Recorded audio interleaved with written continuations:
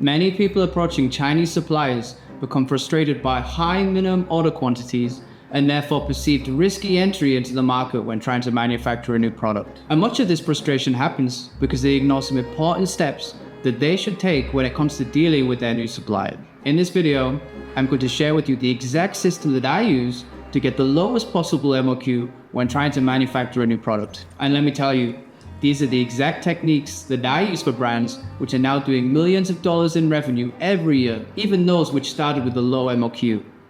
Be honest about your situation. To start, I think it's important for you to understand the mentality and the situation of a Chinese supplier. Some people have it in their heads that the people working at these factories are tireless robots that for some reason are able to work 6 days a week and you can maybe treat them as poorly as you want. But that's not the case.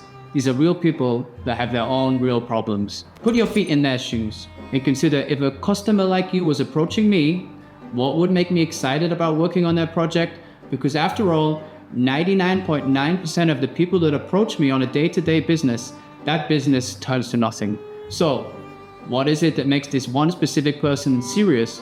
But maybe more importantly, what is it that actually makes them honest? If you're unrealistic about your quantities or expectations, just debate them with your order. They're not stupid. They won't take you seriously. They hear this kind of stuff every single day.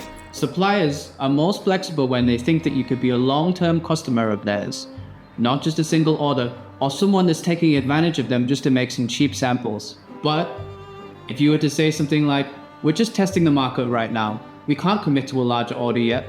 If that test is successful, we want to grow with you long term."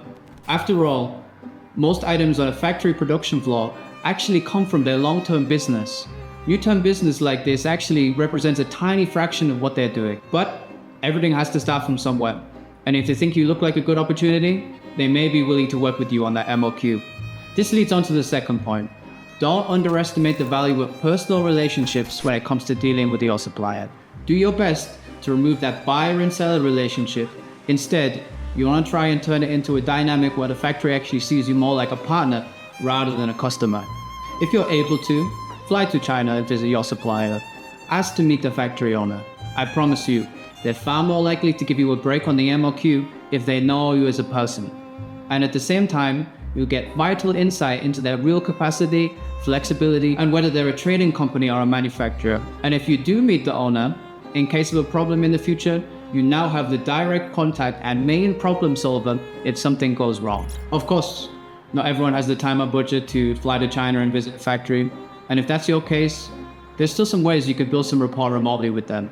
Send video or phone messages sometimes. It goes way further than a WhatsApp or a WeChat message. And also, you need to remind them that after your first successful production run or sometime in the future, you do intend to visit them. Offer to pay a bit more per unit. Suppliers set MOQs to cover setup and labor costs.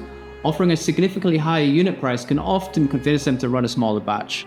That doesn't mean that you'd overpay to the point where you're actually losing money on your first order, but it's at least showing them that you're willing to be flexible, and that can often go a long way with a supplier. You could say something like, "I understand that you have a set cost structure, but if I pay a bit more, can we do 100 pieces instead of 500? You're showing respect for their margins while at the same time you're negotiating your needs. Simplify customization. Customization almost always increases the MOQ. If you're asking for unique packaging, custom collages, or even a new mold, often the supplier needs to order more materials and dedicate more time to the product. If you're willing to simplify that, for example using stock colors, standard sizes, or sticking to existing packaging templates, they may be willing to lower that MOQ with you. Sometimes you can't get everything in the beginning, but if you can get a start, that's really, really important. And then, once you're scaling, revisit some of that customization that you wanted initially. Now, I actually want to conclude with something that people often skip or miss. The lowest MOQ or the cheapest price isn't always the best choice for you. If they're offering 50 units at an unbelievable price, ask yourself, why? What's going on? Is that a high-risk supplier that might disappear after payment? Always ask for certifications, samples, factory business license, and if you can, do a factory audit. In the end, getting a low MOQ is great, but that's only if you're working with the right supplier. To conclude, you need to focus on building a relationship and trust with your supplier.